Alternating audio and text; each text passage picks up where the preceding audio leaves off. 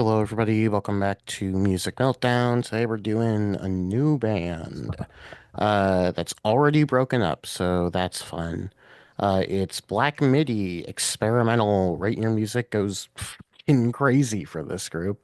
If you've seen previous videos, I like a lot of this experimental stuff. I think that they're a really interesting group. I like all of these records a lot. I know Patrick was a pretty big fan as well, but Rich was a pretty big wild card, so. How are we feeling on Black Midi? Me, well, I think I saw that KEXP live performance Black Midi did in 2021. And I recall being very impressed, but for whatever reason, just didn't go further with them.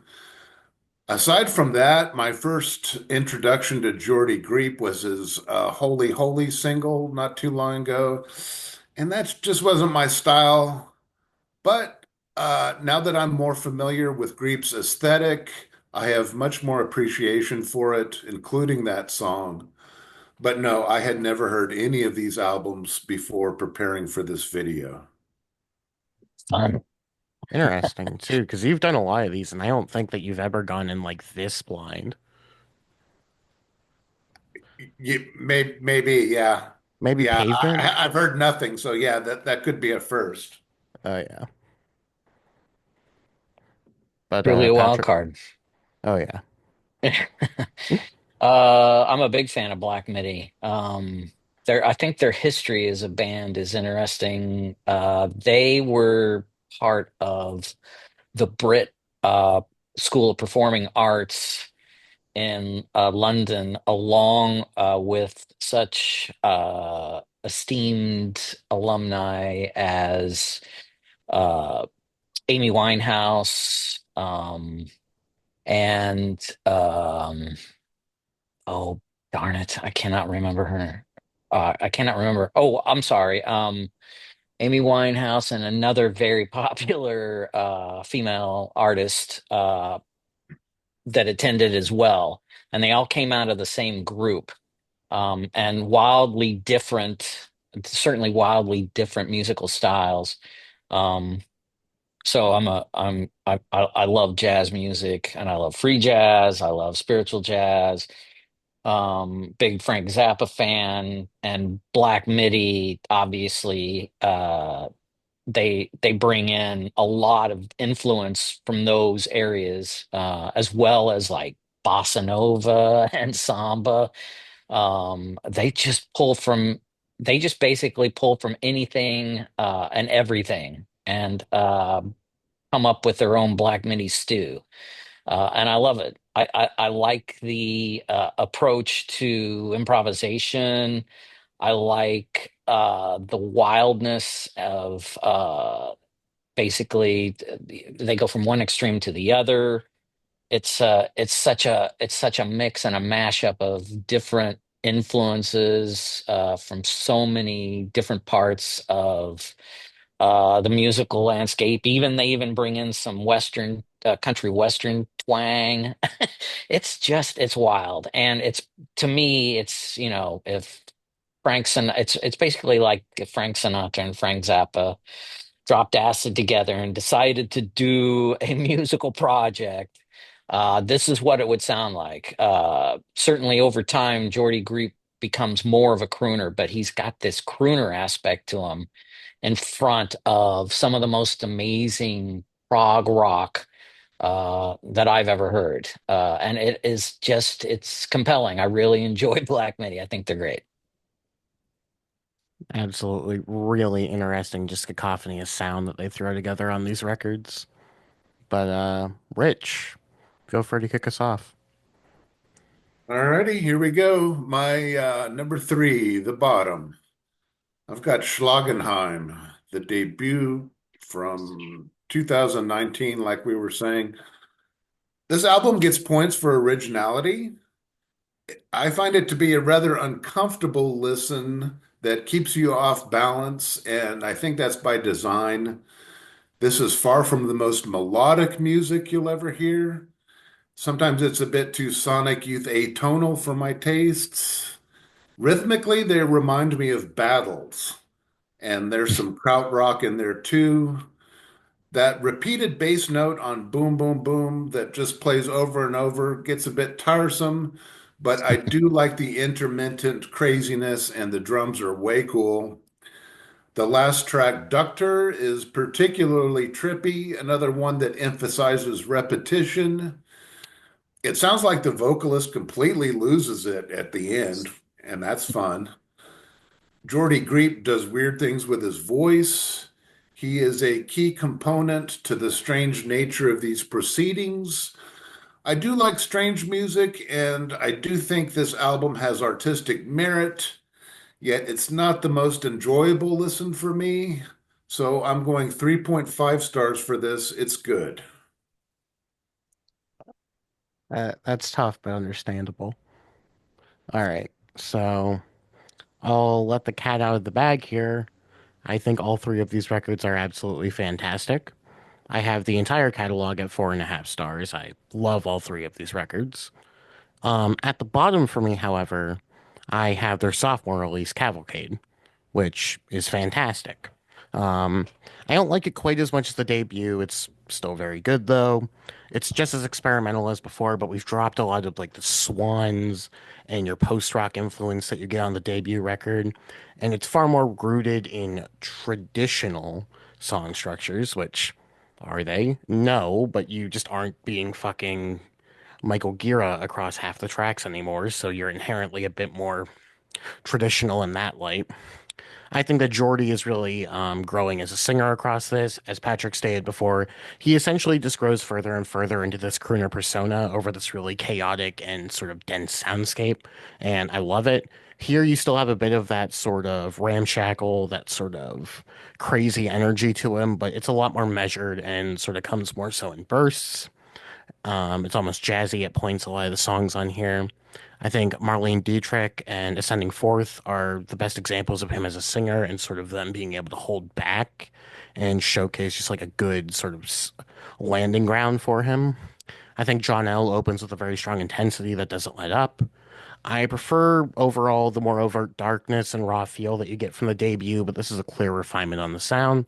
And as I said before, I think it's a fantastic record. 4.5 stars for Cavalcade.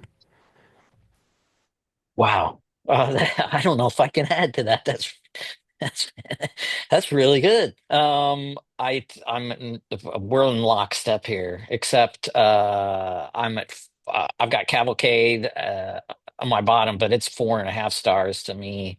And near perfect album. I think you can see the growth in the band from the debut album, but I agree it's missing some of that rawness that the Schlangenheim had, and it is moving in more of a almost free jazz direction, although it's still heavy prog here. There is a distinct progressive rock influence, and they can prog with the best of the proggers. In fact, you can hear a lot of Crimson influence in here. Um, John L. is a great kickoff to this album. Just it's a roller coaster of a ride. Rich is right. They just never stay in one place for more than 4 bars. They are switching up tempos, switching up riffs, melodies, and it just makes for such an exciting listen, not only an initial listen, I think, but it rewards on repeats. It's albums that you can come back to again and hear things that just passed you by the first time, whether it's the way Jordy Greep is pronouncing his words, stretching syllables. And here, I think, Marion, you're right. I think they're getting closer. Jordy Greep in particular is getting closer to his crooner style of singing. And this, I would say, is there's just so many different influences again here. It's really hard to just list them all out.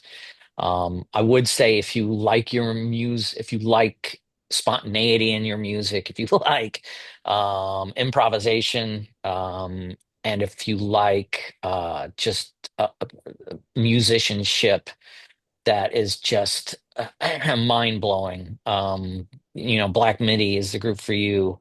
This album doesn't stray from any of that.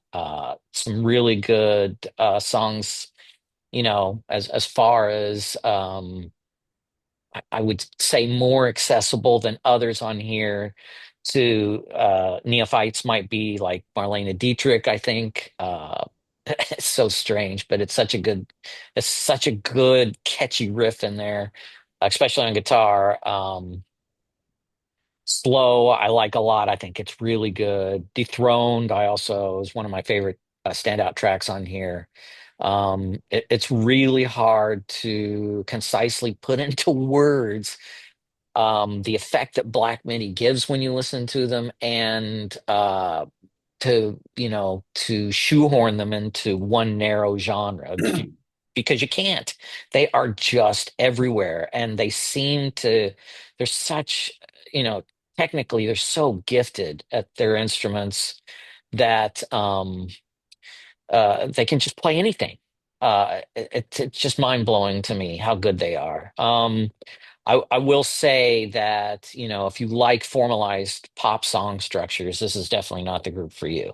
If you love jazz rock, if you love, uh, even post-punk, both Rich and Melanie have mentioned post-punk, and it's all over the map here. I do think that there are influences from groups like Wire and Gang of Four here as well, in addition to prog. Um, and then art rock. Of course, Zappa influences all over the map too here. It's great. I love it. Cavalcade, Melanie are going to be right in line with this, I think. Um, three great albums. Love them. All right, cool. Y'all are sounding like professional music critics. Damn. Maybe you should get paid for this. No. All right, my number two, I've got Hellfire, their third album. It's from 2022. This is a whirlwind of an album, just overwhelming with its rapid fire lyrics, while the music tends to be very jarring and jolting. There are more subdued moments as well that ultimately contribute to the wild insanity on display here. The Spitfire lyrics that open the album soon bring us to some furiously frantic riffage in the bizarre track called Sugar Tzu, which brings to mind Zappa and cabaret music. Cabaret, in fact, plays a big role on this album, but it is certainly not normal cabaret music. The transition from Sugar Tzu directly into Eat Men Eat is so delicious. Eat Men Eat has a totally insane storyline involving harvesting people's stomach acid to make some sort of wine. Like, what the fuck? Welcome to Hell starts off channeling Primus and ends up going full Mr. Bungle, a very disconcerting track. And those comparisons are just my feeble attempts to describe what's going on. This is very original music. Um, Still is a total change of pace with some subdued pedal steel of all things. Although the song gets wild and there's some cool oscillating acoustic guitar notes. Cameron Picton takes lead vocal and he's good, but he's no Geordie Greep. The race is about to begin is super jarring and has the most off the rail vocals I've ever heard. Geordie spits them out faster than I can process them in my brain. Just amazing. He's a fantastic vocalist. Sinatra is a reasonable comparison. He does occasionally remind me of Sinatra, sometimes in the way he sounds, but more in the way he sings. Um, I think Geordie can sing incredibly well when he wants to. Dangerous Liaisons is another weird story song about another character going to hell, and the music sounds like cabaret from hell. The Defense sounds more like pure cabaret, An interesting tale about a pimp, most likely destined for hell as well. And the final track, 27 Questions, brings to mind Bowie's Station to Station as it creeps into focus. It's got that ding, ding, ding. And this track combines King Crimson prowess with flowery show tune sensibilities. All things considered, this is an amazing piece of art. I'm at 4.5 stars. It's brilliant, it's challenging, but it's not really my favorite thing either. The cabaret is brilliant. It's just not my cup of tea. All right. Otherwise, I might have gotten to five, but Awesome. this Wow. is an excellent Incredible. album. Incredible. That's great, Rich. The, the cabaret influence, absolutely. Absolutely. Great. Really good insight into that. Yeah. It Yeah, absolutely. for sure. That is also my number two, Hellfire. As I said before, very close. I think all of these records are fantastic. A band like Black Midi is basically everything that I want from music. They're super weird, they're super chaotic, they're very eclectic in styles, but you can still pick out tons of different influences and different genres that they're tapping into. Jordy continues to get better and better vocally, fully almost just crooning across all of these songs. And I think he truly gets like the peak of his vocals on the solo record, which we didn't opt to include. From what I remember, it was pretty good, but I didn't like it as much as these. So bad call disbanding the band, Jordy. Sorry, man. Um, but no, I truthfully don't have too much more to add to this. I think both Hellfire and Cavalcade are relatively similar records. The cabaret influence on this one being sort of the main distinguishing factor, and which I think it has a little bit more of its own identity in that regard. But I still do think that they're both fantastic. And I don't know, I think it's just another slight evolution upon Cavalcade. It's just still not quite as sort of daunting a listen as what I think my number one is. I still think it's fantastic though. So 4.5 stars for Hellfire, my number two. Wow. Great. My number two, Schlagenheim. It's a 5-star record though. And it's one hell of a debut record. 953. We'll we'll firmly put Black Midi will firmly put their musical boot in your butt with this one. It just starts out with a cacophony of just straight ahead prog rock, all dissonance, minor chords, just and then just switching up time signatures, probably um two or three times within, the span of a couple of minutes into this song. It is just all over the map again. I think where Cavalcade had a very strong crimson-ish and even I even see remnants of other prog in there as well. A bit of Yes in there, surprisingly. This one, I think, certainly has strong roots in krautrock. Um, I can hear Can, some Noi in here, and they obviously uh, paid paid their dues to um, that influence by performing with Damo Suzuki from Can. Um, these guys, I mean, they wear their influences on their sleeves, but they take this stew and they turn it into something unique in their own. There's even a punk energy to this, of which carries over with that post-punk influence. Again, I hear, Zappin here, but I also hear a lot of early 80s post-punk bands, late 70s, early 80s, again, like Wire, Gang of Four, I definitely hear.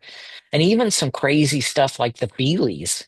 Um, it's just so good. Of Schlangenheim is a great, and the track that precedes it, which has some country western twang in it, called Western. And it's basically a really messed up. It's basically about a western or a make believe western film. Geordie here, he's less crooning and more stretching his, stretching his words and pronouncing them in certain ways to where they're almost unrecognizable unless you're reading a lyric sheet. For instance, bum bum bum. He repeats purpose. She moves with purpose over and over again, and it's so great. It's just so unique, so different. Boy, he's really he just what's amazing about this album is they just sound like they've been playing for a decade or more, fully formed, brilliant musicianship, that they're all on the same page with their approach to music and what they want to get across. And it's a real group effort here. Cameron Picton has Speedway is a song featuring his vocals as well, and he's okay. But I agree with Rich that Jordy Greep is the man. Boy, Morgan Simpson is such a good drummer. He's so good. All of these time changes, and he's just right on cue every single time. He really his timing just cannot be beat. Um, I can't add much to what's already been said about this album. It's fantastic. I love it. It's a perfect debut album to me, and it's really really strong for a debut album. I this is I was a Black Midi stan right after listening to this. I just keep coming back to it over and over again. Just love it. 5-star album. Okay, yeah, well said, Patrick. And damn, I wish I could have seen them live. That would have been something. I did go back and watch that KEXP performance. It's the second time they did that, I think, and it blew me away. Especially that drummer, like you said. Oh my God, he's so good. Yes. Um, all right, so we are at my number one, and I've got Cavalcade, the sophomore album. It's from 2021, and this album is fire. I think it's a big improvement over the debut, and that's largely because they abandoned the noise and atonal qualities I wasn't crazy about. The opening track, John L. or John 50, is absolutely stunning. Incredible rhythms, daring stop starts. And I gotta say, the video is fantastic, and it helped me unlock how great this song is. You really should watch it if you haven't. Looks like they spent a lot of money on it too. Um, this album really keeps you on your toes.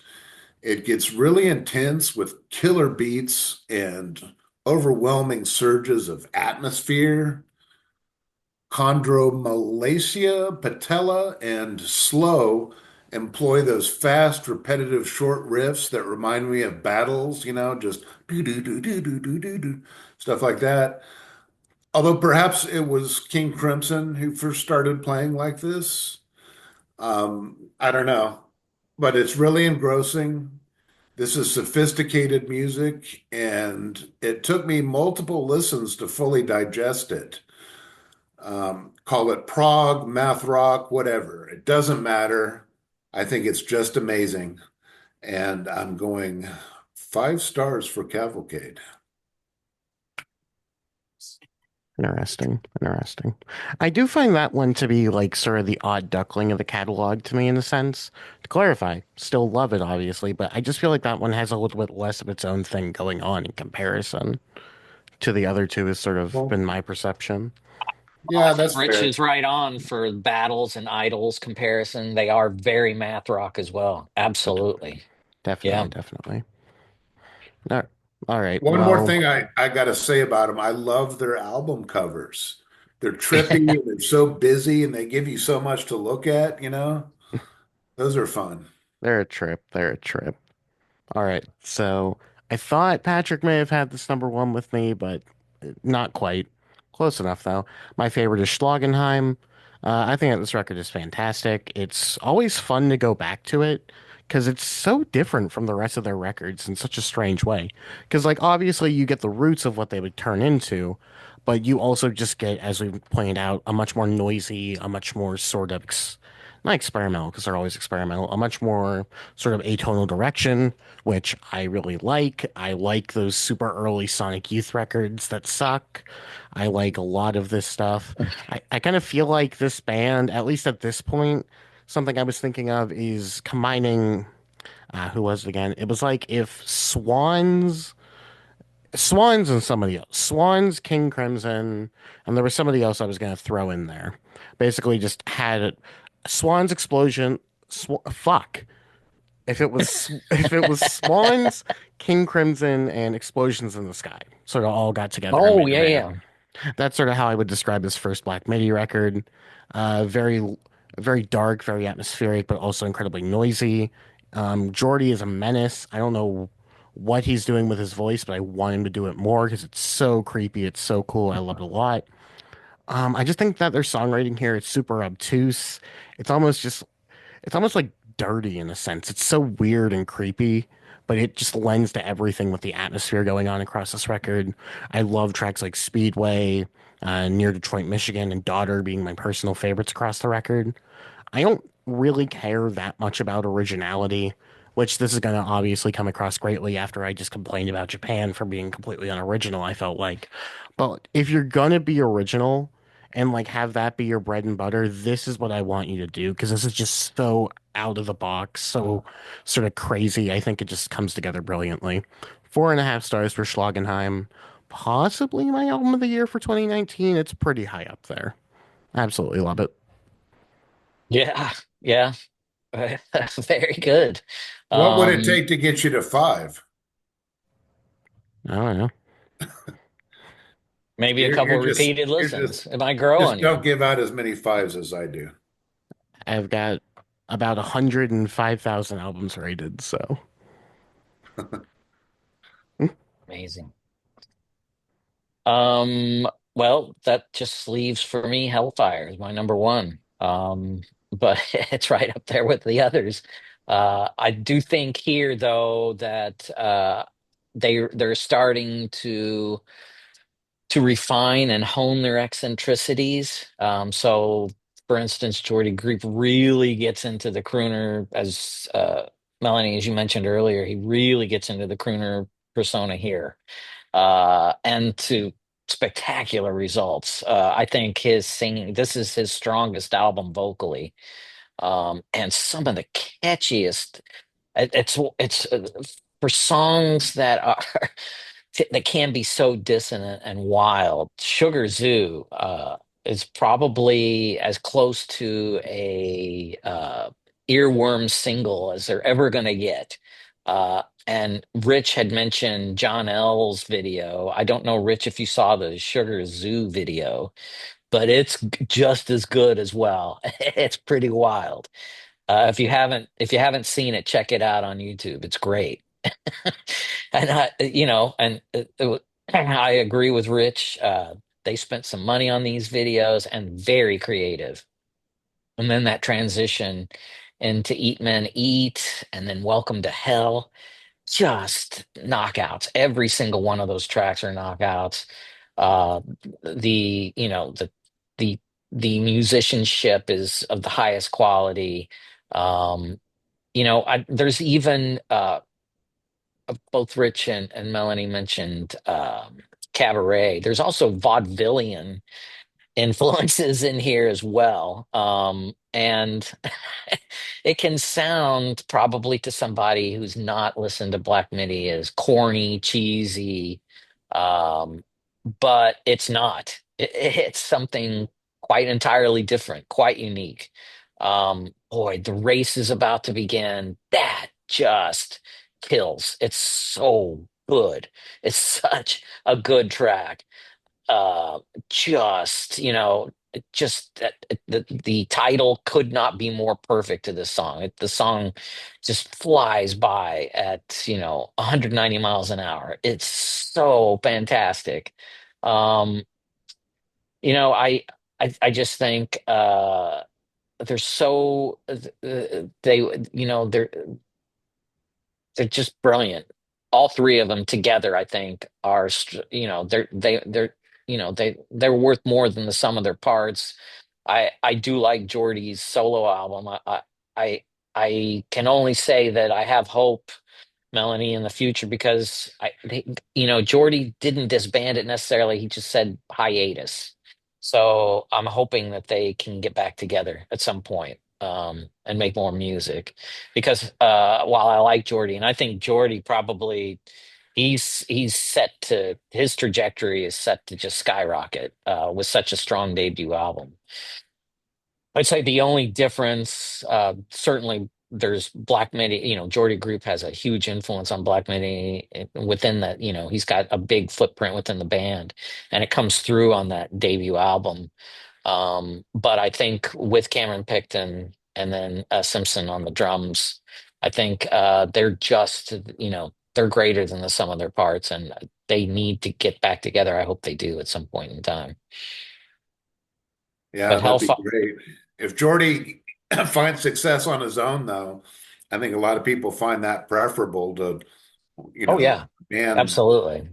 situation. But, I'd love to see him get back together. That would be fantastic. And, they're young guys. It'll happen at some point in some way, I'm guessing. I hope so. Yeah. But yeah, great group. Uh just 3 albums, but still fantastic. Um Also worth checking out is they released a couple of EPs in between here, and they're called Covercades. It was during the time of Cavalcade, and they, cover some of their favorite bands like King Crimson, 21st Century Schizoid Man. They also didn't even mention Captain Beefheart's a big influence on them as well, and they cover a Captain Beefheart tune. It's pretty good. That's Um, cool. Beefheart would be fun. Beefheart would be fun.